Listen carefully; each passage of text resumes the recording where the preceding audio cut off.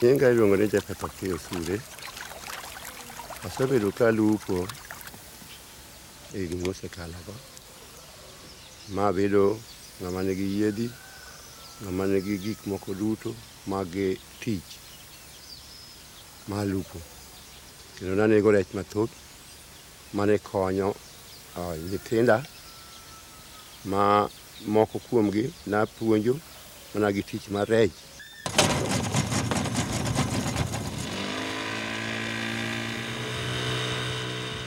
I was born here at Sori 25 years ago. Around this place, our main livelihood is fishing. My father was a teacher, but teaching didn't do well, so we decided to quit teaching and buy a pulling net.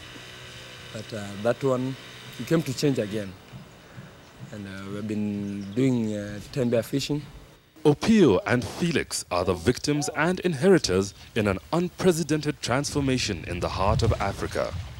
Lake Victoria's massive body of water is the same size as Ireland, making it the second largest freshwater lake in the world. In 1959, an alien species, the Nile perch, was illegally introduced to improve sport fishing for Uganda's colonial masters. Nothing was heard from the perch until the late 1970s, when under 4,000 tons was caught.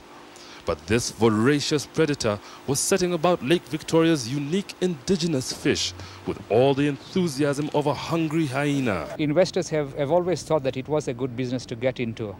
And it was, if I may say, about 5 to 6 years back. What we are seeing now that the fish supply is declining. There's been a gradual decline in our catch and consequently what we process. Fish heads, that's all that remains, while 100,000 tons of fillet is chucked out each year from the one continent desperate for protein to the one place chock full with food, the West.